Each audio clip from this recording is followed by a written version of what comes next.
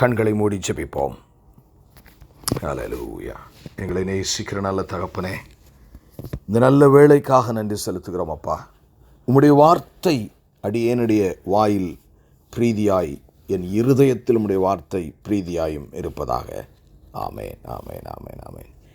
பிரியமானவர்களே, நாம் ஏற்கனவே பார்த்து வந்த அந்த பகுதியைத்தான் பார்க்க போகிறோம். நாம் என்றைக்குமே ஆதார வசனமாக எதை பயன்படுத்தி கொண்டிருந்தோம்? ரோமர் 15ஆம் அதிகாரம் 4ஆம் வசனம். முன்பு எழுதியிருக்கிறவைகள் எல்லாம் நமக்கு போதனையாக எழுதி இருக்கிறது. அல்லேலூயா. அதாவது முந்தி எழுதியிருக்கிறவை, பழைய ஏற்பாட்டில் இருக்கிற அநேக காரியங்கள் நமக்கு போதனைகளாக எழுதப்பட்டிருக்கிறது. ஆகவே நாம் என்ன செய்கிறோன்னா, அந்த பழைய ஏற்பாட்டில் சாலமோன் கட்டின அந்த ஆலயத்தை நாம் கட்டுகிற, இல்லாவிட்டால் தேவன் நமக்கு கட்டுகிற ஆலயத்தை ஒப்பனையாக வைத்து நாம் அதை பார்த்து கொண்டிருக்கிறோம். நாம் கிட்டத்தட்ட 6வது பாயிண்டில் இருக்கிறோம் என்று நான் நினைக்கிறேன். அவன் கீழ்ப்படிதலை குறித்து பார்த்து கொண்டிருக்கிறோம்.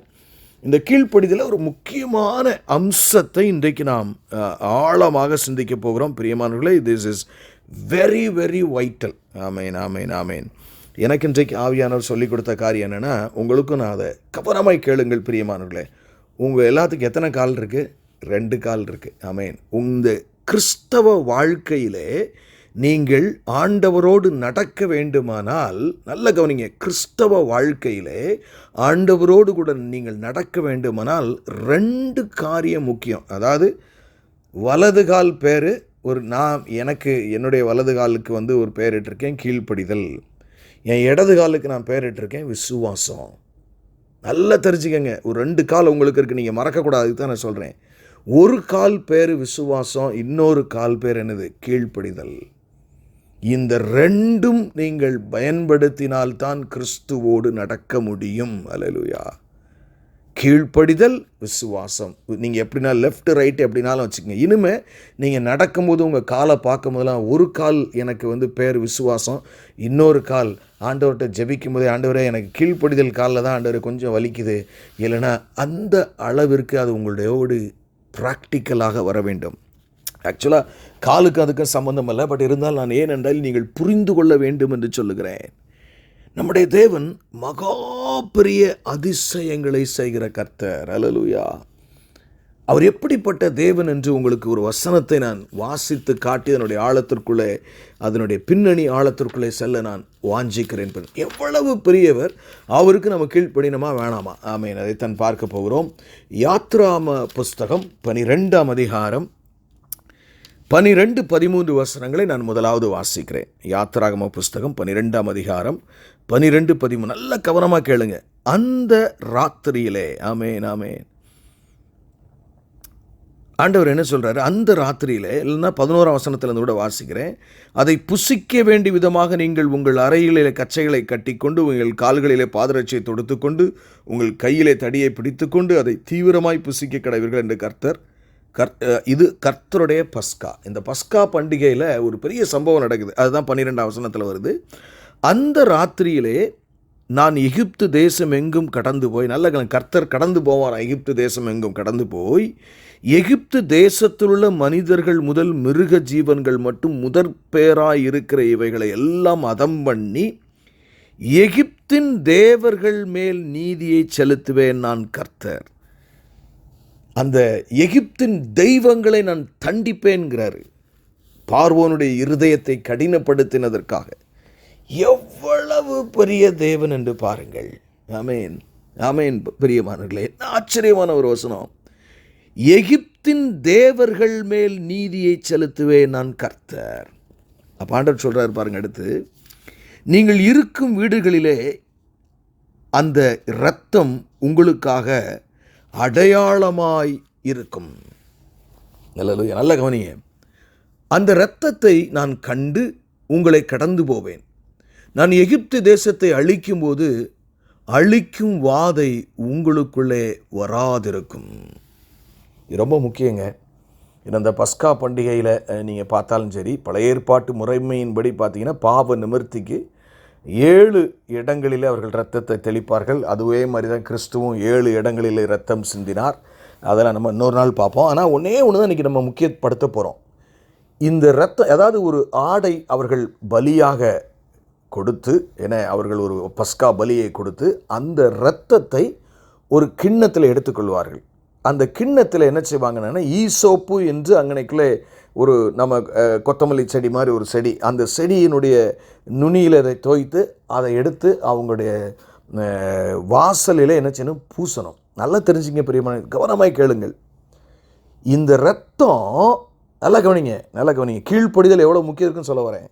இந்த இரத்தம் வெறும் கப்பில் இருக்க வரைக்கும் அது யூஸே இல்லைங்க, வெறும் இரத்தங்க அது. இன்றைக்கும் அதே போல் தான் பிரியமானுடைய, இயேசு கிறிஸ்துவின் இரத்தத்தின் வல்லமையை நீங்கள் பெற வேண்டுமானால் நீங்கள் வசனத்துக்கு கீழ்ப்படுகிறவர்களாக இருக்க வேண்டும். நல்ல கவனிங்க, இந்த இரத்தம் அந்த பாத்திரத்தில் எடுத்து அப்படி வச்சிருக்கும் போது பார்த்தீங்கன்னா அதுக்கு பெரிய பவர் கிடையாது.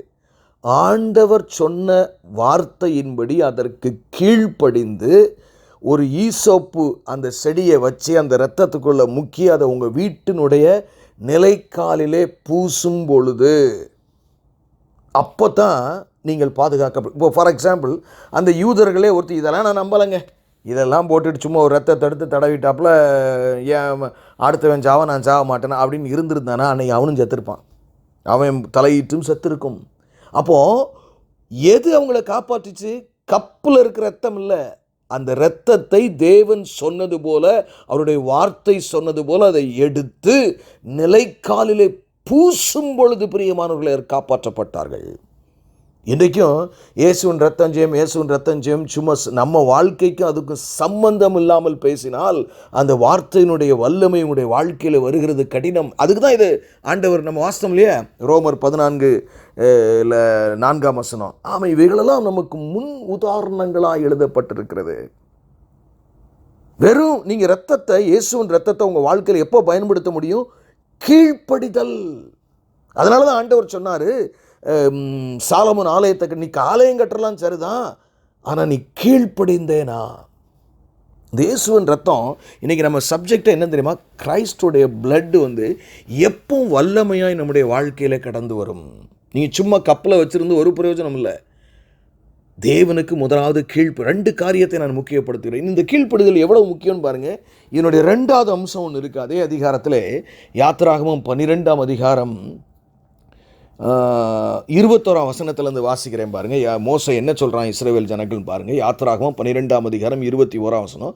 அப்பொழுது மோசே இஸ்ரவேல் மூப்பர் யாவரையும் அழைப்பித்து, நீங்கள் உங்கள் குடும்பங்களுக்கு தக்கதாக உங்களுக்கு ஆட்டுக்குட்டியை தெரிந்து கொண்டு பஸ்காவை அடித்து, ஏன்னா அவரவருக்கு என்ன மாதிரி முடியுமோ, பெரிய ஆடோ சின்ன ஆடோ உங்களுடைய தகுதிக்கு ஏற்றாக்கில் ஆடை எடுத்து அந்த பஸ்காவை நல்லா கவனிங்க, அதனுடைய இரத்தத்தை எடுத்துக்கிட்டு ஈசோப்பு கொழுந்துகளின் கொத்தை எடுத்து, அதாவது நம்ம கொத்தமல்லி மாதிரி இருக்கும்னு நான் நினைக்கிறேன், அதை எடுத்து கிண்ணியில் இருக்கும் இரத்தத்தில் தோய்த்து, கிண்ணியில் அந்த ரத்தத்தை பிடிக்கணும், அதாவது ஒரு சின்ன பாத்திரத்தில் அந்த ஆட்டு ரத்தத்தை பிடிச்சி ஈசோப்பு. எத்தனை கீழ்ப்படிதல்! ஒரு முதல்ல இவங்க அந்த ரத்தத்தை எடுக்கணும், அதை எதில் வைக்கணும்? கிண்ணத்தில் வையே, முதல்ல இவங்க கிண்ணத்தில் வைக்கணும், அந்த கீழ்ப்படிதல் இருக்கணும். அடுத்து என்ன செய்யணும்? எதையாவது ஒரு மரத்தை கொண்டாந்து வச்சுக்கிட்டு அதை தொட்டு ஏன் வைக்கக்கூடாதுன்னு கேட்கக்கூடாது. ஆண்டவர் இருக்கிறதுலே ஒரு தாழ்மையான ஒரு ஒன்றுமே இல்லை, இன்றைக்கி இருந்து நாளைக்கு போகக்கூடிய அப்படி ஒரு தாழ்மையான ஒரு செடியை தான் சூஸ் பண்ணுறாரு. அதனுடைய கொத்தை எடுத்து, ஏன்னா எல்லாருக்கும் கிடைக்கணுமே, எகிப்தியர்கள் எல்லா வீட்டுக்கும் அந்த அவைலபிளாக இருக்கிற மாதிரி ஒரு கீரை மாதிரி ஏதோ அந்த மாதிரி ஒரு கொத்தமல்லி மாதிரி ஒன்று, அதை அதுக்குள்ளே துவைக்கணும். 2வது கமாண்ட்மெண்ட்டு. அப்போ எல்லாரும் அத்தனை இஸ்ரவேல் ஜனங்களுக்கு கிட்டத்தட்ட 20 லட்சம் ஜனங்கள்னால் எத்தனை ஆயிரம் வீடுகள் இருந்திருக்கு, அத்தனை வீடும் உள்ள முக்குச்சு. அது ஆண்டவர் சொன்னபடியே. 3வது காரியம் அங்கே என்ன கீழ்ப்படிஞ்சாங்க? எடுத்து பாருங்கள், ஈசோப்பு கொழுந்தினால் இரத்தத்தினால் தோய்த்து அதில் இருக்கும் அந்த இரத்தத்தை வாசல் நிலைக்கால்களின் மேற்சட்டத்திலும் வாசலின் நிலைக்கால்களின் 2லும் தெளியுங்கள். ஆமேன், ஆமேன், ஆமேன். It's a kind of I think representation of cross, the olden type of cross. ஆமேன், ஆமேன். அப்படி அந்த பார்டரில் அப்படி தானே இருக்குது, கீழே மட்டும் விட்டுறணும். ஆமேன். அது மனுஷன் நடந்து போராடான்னு ஆண்டவர் விட்டுட்டார்னு நினைக்கிறேன். இரத்தத்தை வாசலின் நிலைக்கால்களிலும் மேற்சட்டத்திலும் வாசலிலும் நிலைக்கால்களிலும் 2லும் தெளியுங்கள். ஏன்னா இரண்டிலும் அப்படின்னு வரும்போது பார்த்தீங்கன்னா சிலுவைக்கு வந்து 2 பீஸில் தான் செஞ்சுருப்பாங்க அந்த மரத்தை. இரண்டிலும் ஆமே தெளியுங்கள். அடுத்த கட்டளை என்ன தெரியுமா? விடியற் காலம் வரைக்கும் உங்களில் ஒருவனும் வீட்டு வாசலை விட்டு புறப்பட வேண்டாம். எல்லாரும் நைட் நீ வீட்டுக்குள்ளே தான் இருக்கணும்ட்டார். 3 காரியங்கள் பிரியமானவர்களே. ஆட்டினுடைய இரத்தம் வடியப்பட்டது, ஆனால் முதலாவது அது கிண்ணியிலே பிடிக்கப்பட வேண்டும். 2வது அந்த ஈசோப்பு கொழுந்தினால் அது முக்கப்பட்டு வாசலின் நிலைக்கால்களிலே பூசப்பட வேண்டும். அடுத்து பாருங்க, ஆண்டவர் எங்க என்ன சொல்றார்? ராத்திரி வரைக்கும் யாருமே வெளியில் வர, ஏன்னா நான் சங்கார தூதனை அனுப்புவேன், எகிப்தின் தேவர்கள் மேலே நான் நீதியை செலுத்தும் வேளை பயங்கரமாயிருக்கும், நீ வீட்டில் தான் இருக்கணும். ஏன் அப்படி சொன்னார்?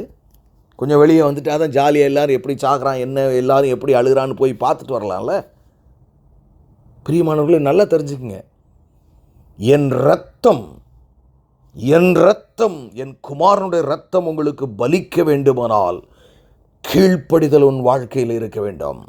என் இயேசுவின் இரத்தத்தின் வல்லமை உன் குடும்பத்திலும் உன் வாழ்க்கையிலும் கடந்து வர வேண்டுமானால் உன் வாழ்க்கையிலே கீழ்ப்படிது, நான் சொன்ன வசனத்தின்படியே நீ இருக்க வேண்டும். எவெல்லாம் அதுக்கு கீழ்ப்படியாமல் நைட்டு வெளியே வந்தானோ அவன் பூரா செத்துருப்பான். தெரியல எனக்கு, எல்லாரும் அப்படியே உள்ளே இருந்தாங்களா, வந்தவெல்லாம் செத்தான வேதத்தில் சொல்லப்படலை. ஆனால் கட்டளை இதுவே, நைட்டு பூரா மறுநாள் காலை சூரியன் அஸ்தமரிக்கிற வரைக்கும் நீ யாருமே வெளியே வரக்கூடாது. ஏன்னா உங்களுக்கு ஒரு டெரர் மாதிரி இருக்கு. ஏன்னா சாகாத வீடு ஒரு வீடு இல்லை. எகிப்தினுடைய எல்லா வீட்டிலும் சங்காரம் நடந்தது என்று பார்க்கிறோம். ஆமேன் ஆமேன். 23 வசனத்தை, கர்த்தர் எகிப்தியரை அதம் பண்ணுகிறதற்கு கடந்து வருவார். உங்க ஆண்டவர் ஒரு வாரியருங்க. ஹல்லேலூயா. உங்களுடைய தேவன் ஒரு யுத்த தேவன். ஹல்லேலூயா. கர்த்தர் எகிப்தியரை அதம் பண்ணுகிறதற்கு கடந்து வருவார். நிலையின் மேற்சட்டத்தின் வாசலிலே நிலைக்கால்கள் இரண்டிலும் அந்த இரத்தத்தை காணும்போது கர்த்தர் சங்காரனை உங்கள் வீடுகளில் உங்களை அதம் பண்ணுகிறதற்கு வர ஒட்டாமல். அப்போ எப்படின்னா என்ன நடந்திருக்குன்னு பார்த்தீங்கன்னா, சங்கார தூதனும் கர்த்தரும் தான் கடந்து வந்திருக்காங்க இந்த எகிப்திய வீடுகளில். சங்கார தூதனுக்கு வந்து இன்ஸ்ட்ரக்ஷன் கொடுத்துட்டு அவன் வெட்டி தலையிச்சு போகிறான். நீ வந்து எங்கே இயேசுவின் ரத்தத்தை, அந்த ஆட்டுவின் ரத்தத்தை நீ பார்க்குறிய அங்கே மட்டும்தான் நீ உள்ள நுழைய முச்சுட்டாரு. ஆனால் அப்பவும் என்ன நடந்திருக்குன்னு கேட்டிங்கன்னா, நல்லா கவனித்து பாருங்கள், நல்லா கவனிங்க பிரியமானவர்களே. அந்த சங்கார தூதன் கடந்து வரவும் கர்த்தரும் கூடயே வருவார். வரும்போது எங்கே அந்த ரத்தம் இருக்க கர்த்தரை அந்த சங்கார தூதனை மறைச்சிக்கிட்டு வரான், அவன் கடந்து போயிடுவான். தெளிவாக இருக்குங்க பாருங்கள். கர்த்தர் எகிப்தியரை அதம் பண்ணுகிறதற்கு கடந்து வருவார். நிலையின் மேற்சட்டத்திலும் வாசலின் நிலைக்கால்களிலும் இரண்டிலும் அந்த இரத்தத்தை காணும்போது கர்த்தர் சங்காரனை உங்களில் அதம் பண்ணுகிறதற்கு வரவிடாமல் வாசற்படியை விலக்கி கடந்து போவார். வாசற்படியை விலக்கி இங்கே வராத, அங்கே போன கர்த்தர் வந்து அதை அவனை அப்படி மறைச்சு கொண்டு போவாரான். No no not here. எனக்கு அருமையான தெய்வஜனமே, ஏன் தெரியுமா? ரத்தம் சிந்தப்பட்டிருக்குது. இந்த ரத்தத்துக்கு வல்லமைக்கு பின்னாடி 3 வகையான கீழ்ப்படிதல்கள் உள்ள இருந்திருக்குங்க. அல்லேலூயா. ஆண்டவர் புதிய ஏற்பாட்டில் சட்டத்தை மாற்றிட்டார்னு நினைக்கிறீங்களா? இது பழைய ஏற்பாட்டுங்க. வெளிப்படுத்தும் விசேஷத்துக்கு நேராக போகும் பிரியமானவர்களே. 12ஆம் அதிகாரம் கவனமாய் கேளுங்கள், இது கர்த்தருடைய வார்த்தை. வெளிப்படுத்தும் விசேஷம் 12ஆம் அதிகாரம் 11ஆம் வசனம். மரணம் நேரிடுகிறதாய் இருந்தாலும் அதற்கு தப்பும்படி தங்கள் ஜீவனையும் பாராமல் ஆட்டுக்குட்டியின் இரத்தத்தினாலும் தங்கள் சாட்சியின் வசனத்தினாலும் அவனை ஜெயித்தார்கள். யாரை ஜெயித்தார்கள்? பிசாச. இன்னைக்கு நமக்கு சத்துரு யாரு? பிசாசு. இந்த பிசாச நம்ம ஜெயிக்கணும்னா, ஆமேன் ஆமேன் பிரியமானவர்களே, முதலாவது நல்ல கவனிங்க, எப்படி கீழ்ப்படியணும் நீங்கள் தெரியுமா? மரணம் நேரிட்டதா இருந்தாலும் அதற்கு தப்பும்படி தங்கள் ஜீவனையும் பாராமல். தான் ஜீவன் பெருசில்ல, என் இயேசுவிற்கு நான் கீழ்ப்படுகிறதில் எனக்கு முக்கியம். என் ஜீவன் முக்கியம் அல்ல, இயேசுவினுடைய சுவிசேஷத்திற்கு கீழ்ப்படிந்து நான் செல்லுவது முக்கியம். இன்னைக்கு எல்லாரும் நம்ம எப்படி இருக்கோம்? என் ஜீவன் முக்கியம், என் ஜீவன் முக்கியம், என் ஜீவன் முக்கியம், என் பிரச்சனை முக்கியம்னே நம்ம சொல்கிறோம். எனக்கு அருமையான தேவஜனமே, நீங்கள் இந்த அளவுக்கு என் ஜீவன் எனக்கு முக்கியமில்லை, நான் தேவனுக்கு என்னை முழுவதுமாய் ஒப்பு ஏன்னா ஏன் அதை கீழ்ப்படிதலுக்கும் ஏன்னா நீங்கள் சரண்டர் பண்ணாதான் கீழ்ப்படிவீங்க. கீழ்ப்படுகிறவன் சரண்டர் பண்ணியிருப்பான். இப்போ நீங்கள் ஒரு ஆஃபீஸில் ஏதோ ஒரு இடத்துல வேலை பார்க்குறீங்கன்னா அந்த சட்டத்துக்கு நீங்கள் ஒத்துக்கிட்டா தானே நீங்கள் கீழ்ப்படிவீங்க, அவங்க சொல்கிறதுக்கு செய்வீங்க. பிரியமானவர்களே, கீழ்ப்படிதல் தான் இந்த ஃபண்டமெண்டல் பிரின்சிபல். தன் சொந்த ஜீவனையும் பாராமல், தன்னுடைய நல்வாழ்வை பாராமல், என் குடும்பத்தினுடைய நல்வாழ்வு மட்டும்தான் எனக்கு முக்கியம் என்று இல்லாமல் தன் ஜீவனையும் பாராமல் ஒப்பு கொடுத்தார்களாம். அப்படிப்பட்டவங்க தான் பிசாசை ஜெயிக்க முடியுங்க. நம்ம இஷ்டப்படியெல்லாம் வாழ்ந்துட்டு பிசாசே போ அப்படின்னு சொன்னால் எனக்கு தெரியவில்லை பிரியமானவர்களே. அது மாத்திரமல்ல, ஆட்டுக்குட்டியின் இரத்தத்தினாலும் வந்துருச்சா ரத்தம், தங்கள் சாட்சியின் வசனத்தினாலும் அவனை ஜெயித்தார்கள். ஏன் தங்கள் சாட்சியின் வசனத்தினால் இருக்கு? இந்த வசனத்தின்படி நான் வாழ்கிறேன், இந்த வசனத்தை நான் ஒரு உரிவின பட்டயமாக எடுத்து யுத்தம் பண்ணுகிறேன். எல்லாம் வசனம் பேஸ்டாக தான் இருக்கணுங்க. வசனம் பேஸ்டாக தான் நம்ம இருக்கணும். According to the scriptures. அதாவது எப்படின்னா, இதை நீங்கள் ரத்தன சுருக்கமாக பார்த்தா, தேவனுக்கு தன்னை முழுமையாக ஒப்பு கொடுத்து அவர் என்னை செய்ய சொல்லுகிறாரோ, என் குடும்பத்தில் என்ன செய்ய சொல்லுகிறாரோ அதையே நான் முக்கியப்படுத்தி வேத வசனத்திற்கு நான் அப்படியே கீழ்ப்படிந்து அதை ஒரு உரிவின பட்டயமாய் கர்த்தருடைய நாமத்தினாலே அவருடைய இரத்தத்தினாலே நம்ம சிலம்பம் பண்ணும் பொழுது, ஹல்லேலூயா, நாம் போராடும் பொழுது நிச்சயமாக தேவன் என்ன செய்வார்? பிசாசின் மேல் வெற்றியை நமக்கு தருவார். இன்றைக்கி ரொம்ப முக்கியமான பாயிண்ட்டுங்க இது. இயேசு கிறிஸ்துவ இரத்தத்தினுடைய முழு வல்லமையை நீங்கள் பெற வேண்டுமானால் நாம் எப்படிப்பட்டவர்களாக இருக்க வேண்டும்? ஏன்னா இதுதான் நமக்கு ஓல்ட் டெஸ்ட்மென்ட் ரொம்ப கிளியரான ஒரு பிக்சர் ஆண்டவர் கொடுக்குறாரு. இப்பவும் சொல்கிறார் ஆண்டவர், ஒருவன் என் அன்பு கூர்ந்தால் என் வசனத்திற்கு கை கொள்ள கடவன், அப்பொழுது நாங்கள் அவனிலே வாசம் அப்படின்னு. என்ன அர்த்தம்? வசனத்தின்படி நீ கீழ்ப்படிஞ்சு வாழ ஆரம்பிச்சிட்டா நாங்களே பிதா குமாரன் பரிசுத்தாவின் உனக்குள்ளே வந்துடுவோம். அதுக்கப்புறம் என்னுடைய இரத்தத்தின் வல்லமையில் நீ எந்த வார்த்தையை பேசினாலும், கர்த்தருடைய வார்த்தையை பேசினால் அது வல்லமையாக புறப்பட்டு போகும், பிசாசை ஜெயிக்கும். அல்லேலூயா. எத்தனை பேர் இது விசுவாசிக்கிறீங்க பிரியமானவர்களே? இயேசுவின் ரத்தம். ஆமென். ஆண்டவர் இன்னும் சொன்னார், அந்த ராபோஜனத்தில் சொன்னார், கம்யூனியன் சொல்கிறார் இல்லையா, என்னை நினைவு கூறும்படி இதை செய்யுங்கள். அது ஒரு கட்டளை நம்ம கொடுத்துருக்கிறாரு. அல்லேலூயா. அவருடைய சரீரத்தையும் அவருடைய ரத்தத்தையும் பானம் பண்ணும் பொழுது அந்த வல்லமை நமக்குள்ளே கடந்து வருது. எல்லாமே பார்த்தீங்கன்னா, நீங்கள் பைபிளில் எந்த ஸ்கிரிப்சர், ஆசீர்வாதமான ஸ்கிரிப்சர் நீங்கள் எடுத்துக்கிட்டால் கூட அந்த நம்ம கேலண்டரில் தான் பாதியை மறைச்சி அடிப்போம். ஆனால் உண்மையான வசனம் என்ன? என் வசனத்திற்கு நீ கீழ்ப்படிவாயானால். ஆமென். பிரியமானவர்களே, எவ்வளவு பெரிய மேன்மையான தேவன் என்று பாருங்கள். அல்லேலூயா. எவ்வளவு பெரிய மேன்மையான தேவன் என்று பாருங்கள். நம்முடைய ஆண்டவர் என்ன சொல்கிறார் பாருங்க. திருப்பி நான் உங்களுக்கு வாசிக்கிறேன். 1 ராஜாக்கள் 6ஆம் அதிகாரம் 12ஆம் வசனம்.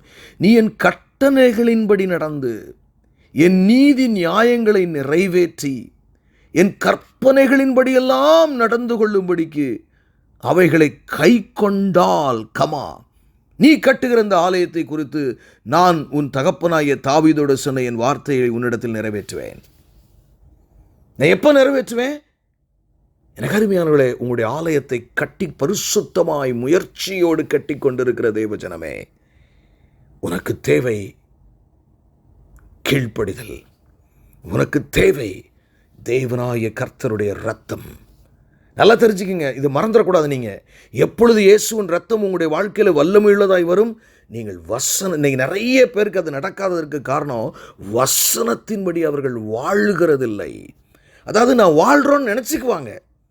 இன் ரியாலிட்டி இருதயத்தில், அதாவது எப்படின்னா, கர்த்தர் பார்க்கும் பொழுது, யோபுவை பார்க்கும் பொழுது தேவன் அங்கே சொல்கிறார், அவன் நீதிமான்.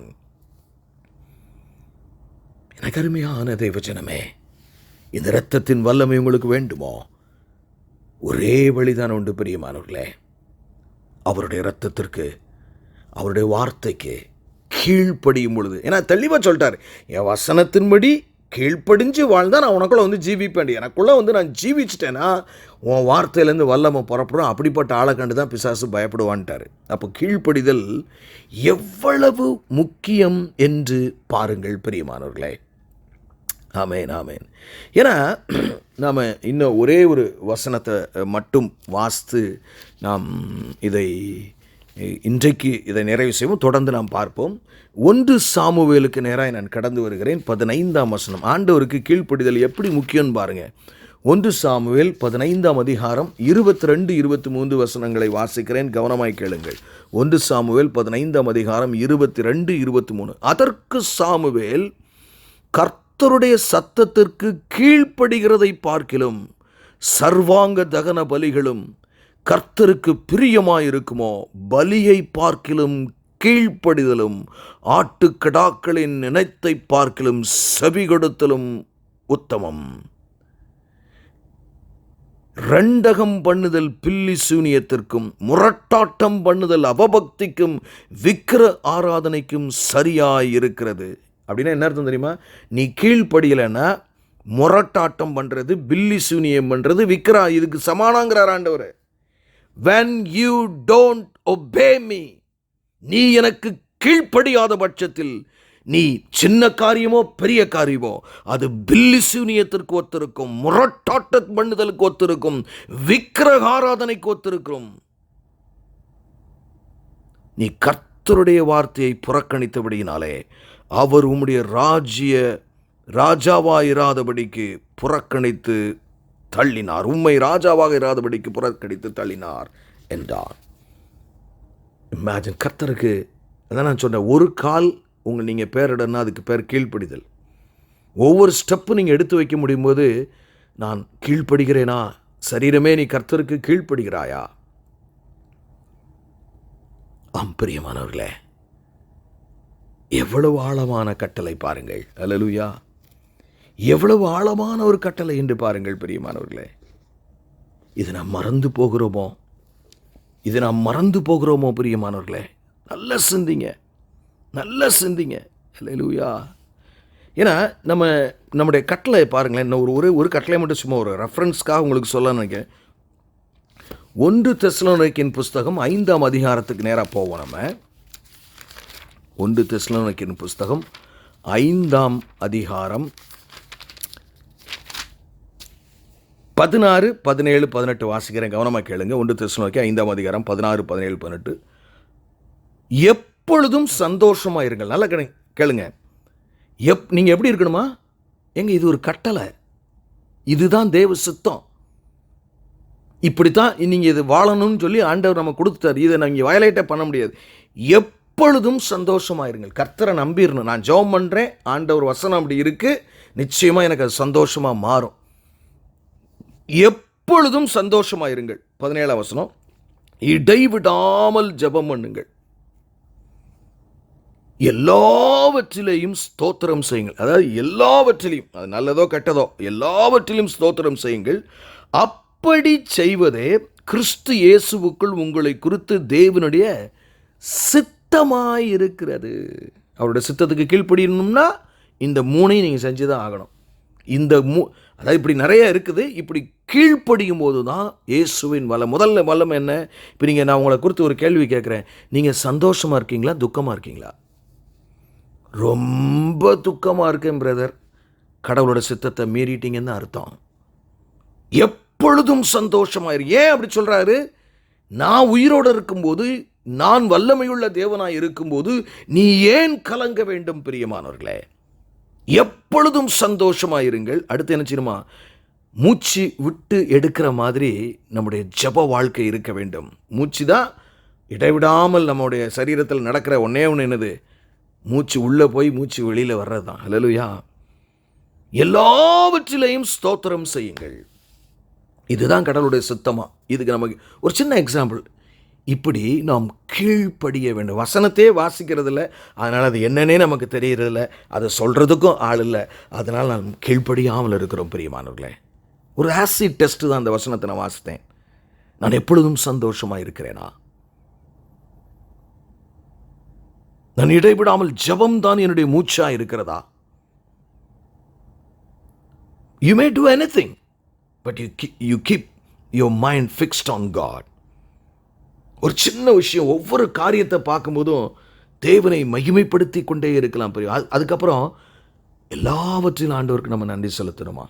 பிரியமான தேவஜனமே, கர்த்தர் உங்கள் மேலே இரக்கமுள்ளவராயிருக்கிறார். சோர்ந்து போகாதுங்க. இந்த இயேசுவின் இரத்தத்தின் வல்லமையை நீங்கள் பெற வேண்டுமானால், ஆமேன், நாம் எப்படி செய்யணும் தெரியுமா? கீழ்ப்படிதல் தான் பிரியமானவர்களே, கீழ்ப்படிதல் தான். அந்த இயேசுவின் ரத்தம் உங்களுடைய வாழ்க்கையில் வல்லமையுள்ளதாய் மாறும். பிசாசு அப்போ தான் பயப்படுவான். சாட்சியின் வசனம், வசனத்துக்கு கீழ்ப்படிஞ்சு, நான் கீழ்ப்படிஞ்சிட்டேன், அதான் அந்த வசனத்தின்படி என் வாழ்க்கையில் அதான சாட்சி சொல்கிறோம். நான் ஜெபம் பண்ணேன், இந்த வசனத்தின்படி ஜெபம் பண்ணேன், ஆண்டவர் இந்த வசனத்தின்படியே எனக்கு செவி கொடுத்தாரு, இந்த வசனம் உண்மையானது என்று சாட்சி சொல்லுவது தான் சாட்சி. எனக்கு அருமையானவர்களே, இது ஒரு பட்டயம். இந்த வசனமோடு பட்டயம். அது கீழ்ப்படிதல், விசுவாசம். ஏன்னா விசுவாசம் இருந்தால் தான் கீழ்ப்படிய முடியும். ரத்தன சுருக்கமாக உங்கள் கிறிஸ்தவ வாழ்க்கையை சொல்கிறாருன்னா கீழ்ப்படிதல் மாத்திரமே. அப்போ இனிமேல் நீங்கள் நடக்கும் போதெல்லாம் ஒரு கால் என்னது உங்களுக்கு கீழ்ப்படிதல், இன்னொரு கால் என்னது விசுவாசம். இதை ரெண்டை வச்சு தான் ஆண்டவருக்குள்ளே நடக்க முடியும் என்று தீர்மானித்து கொள்ளுங்கள். இது ஏதோ விளையாட்டு இல்லை. ஏன்னா ஆண்டவர் சொல்கிறாரு, என் பிதாவின் சித்தத்தின்படி செய்யாதவன் எவனோ அவன் பரலோக ராஜ்யத்துக்குள்ள பிரவேசிக்க முடியாதுங்கிற அளவுக்கு இருக்கு. எனக்கு அருமையான தேவஜனமே, அந்த இஸ்ரவேல் ஜனங்கள் ஒருவேளை அவர் சொன்னபடி ஒரு சிலர் அந்த இரத்தத்தை, ஆட்டு கிடாவினுடைய இரத்தத்தை வெறும் கிண்ணத்தில் மட்டும் உட்கார்ந்துட்டு தூங்கிட்டான்னு வைங்க. ஒரு வேளை இல்லை, அந்த கிண்ணத்தை எடுத்துட்டு கஷ்டப்பட்டு எடுத்து அதை வீட்டில் எத்தனை சின்ன பிள்ளைகள் இருந்திருக்கோம், அவங்க கவனக்குறைவாக ஒரு இடத்துல வச்சுட்டு அதை தட்டி விட்டுருச்சின்னு வைங்க, கீழே போகிற மண்ணுக்குள்ளே மூட போயிடுச்சின்னு வைங்க, பழைய மண் தரையாக இருந்திருக்கும். அப்போ என்ன செய்யணும்? அந்த கிண்ணத்தை பரிசுத்தமாக வச்சுருக்கணும். அந்த ரத்தத்தை, எனக்கு தெரிஞ்ச அந்த வீட்டினுடைய இதிலே இல்லைன்னா நம்ம வீட்டில் இன்றைக்கி மரணம் விழுந்துருண்டா, அதனால் நம்ம அந்த ரத்தத்தை பாத்திரத்தை நான் கையில் யார் தூக்குனாலும் சரி, யார் தட்டி விட்டாலும் சரி, நான் கையிலேயே என்கிட்ட யாருமே வராதிங்க, அப்படி தான் அவன் இருந்திருப்பணும். அப்புறம் யூசேப்பை சரியான நேரத்தில் போய் எடுத்து, யூசேப்பு இல்லைனா போச்சு, உயிர் போயிடும். துரிதமாக யூசேப்பை தேடி இருப்பார்கள். 2 இருந்துச்சா? அந்த சங்கார தூதன் கடந்து வருகிறதற்கு முன்பதாக அந்த மாலை வேளையிலே அவர்கள் அதை தோய்த்து அவர்கள் நிலைக்காலிலே பூச வேண்டும். அது மாத்திரமா, இரவு ஃபுல்லாக எகிப்தே ஓலமிடுகிற எல்லா வீட்லையும் மரண ஒலி கேட்டுக்கொண்டிருக்கிறது. ஒரு வீட்டில் கூட அழுகை இல்லாமல் இல்லையா? நீங்கள் வாசித்து பாருங்க. எல்லாம் தலைச்சந்து, ஆடு மாடுல கூட எல்லா முதல் சென்றும். ஏன்னா தேவன் எகிப்து தேவர்களின் மேலே நீதி செய்தார். எவ்வளவு கோபத்தோடு வந்திருப்பார் என்று பாருங்கள். ஏதோ ஏசு ஏசுன்னு சொல்லிக்கிட்டு இருக்கோம். ஏன்னா இன்னைக்கு அவருடைய நாமத்தை வீணிலே வழங்குறது ரொம்ப இருக்குது. அந்த காலத்துலலாம் யெகோவா, யாவே என்று அதுக்கு ஸ்பெல்லிங் எப்படி தான், ஸ்பெல்லிங் தான் தெரியுமே தவிர நமக்கு இன்னும் ப்ரொனன்சியேஷன் தெரியாது. பிரதான ஆசாரியன் வருஷத்துக்கு ஒரு தடவை மகா பரிசுத்த ஸ்தலத்தில் சொல்லுவார். அவங்க அங்கங்கே டிஸ்பர்ஸ் ஆகி போகிறனால அதை சொல்லிக் கொடுக்கறதுக்கு அடுத்து வாய்மொழியாக சொல்லிக் கொடுக்குறனால இன்றைக்கி இஸ்ரவேல் ஜனங்களுக்கு கூட அந்த யாவே என்ற நாமத்தை எப்படி மோசே தான் முதல்ல கேட்டார். அதை ஆசாரியர்களுக்கு ஆரோனுக்கு சொல்லிக் கொடுத்தார். ஆரோனிலிருந்து ஒவ்வொருத்தராக சொல்லி கொண்டு வந்தார்கள். இப்பொழுது யாருக்குமே அவ்வளவு பயந்தார்கள். அந்த நாமத்தை வருஷத்துக்கு ஒரு முறை தான் நாம் சொல்லணும், அந்த பயம். ஏன்னா அவங்க நேரடியாய் கர்த்தரை பார்த்தவர்கள். பிரியமானவர்களே, இன்றைக்கி நமக்கு என்னாச்சு? யாரும் பார்க்கல. கண்டு விசுவாசிக்கிறவன் காட்டிலும் காணாமல் விசுவாசிக்கிறவன் பாக்கியவானால இஷ்டத்துக்கு. எச்சரிக்கை, இவர் சாதாரண தேவன் அல்ல. இயேசு வெளிப்படுத்தின விசேஷம் 1ஆம் அதிகாரத்தில் சொல்கிறார், நான் அல்பாவும் ஒமேகாவும் ஆயிருக்கிறேன், நான் ஆதியும் அந்தமுமானவர், மரித்தேன் ஆனாலும் இதோ சதா காலங்களிலும் உயிரோடு இருக்கிறேன், மரணத்திற்கும் பாதாளத்துக்கும் உடைய திறவுகோல்களை உடையவராயிருக்கிறேன். அவருடைய வார்த்தைக்கு நீங்கள் கீழ்ப்படினமா? கீழ்ப்படியக்கூடாத பிரியமானவர்களே. அடுத்த விசுவாசியை பார்க்காதீங்க, அந்த ஊழியக்காரனை பார்க்காதீங்க. அவங்க நரகத்துக்கு போகலாம், மோட்சத்துக்கு போகலாம், அவங்க எப்படினாலும் இருக்கலாம். உங்கள் வாழ்க்கையில் நீங்கள் கவனமாயிருங்க. ஜெபிப்போமா? எங்களை நேசிக்கிற நல்ல தகப்பனே, இந்த நல்ல வேலைக்காக நன்றி செலுத்துகிற ராஜா, எங்களோடு ஆண்டவரே, இயேசுவின் இரத்தம் எங்கள் வாழ்க்கையிலே வல்லமையுள்ளதாய் கடந்து வர வேண்டுமானால் நாங்கள் எவ்வளவு வசனத்திற்கு எங்களை தேவனுக்கு முதலாவது அர்ப்பணித்து வசனத்துக்கு அப்படியே கீழ்ப்படிந்து அதனால் வருகிற அந்த வசனத்தை பட்டயமாக எடுத்து நாங்கள் பிசாசை வெல்ல வேண்டும் என்று எங்களுக்கு கற்றுக் கொடுத்தீரப்பா. எங்களால் செய்யக்கூடாத காரியம் ஒன்றும் இராத ஆண்டவர், அந்த அளவிற்கு நீர் வல்லமை எங்களுக்கு தருவேன்.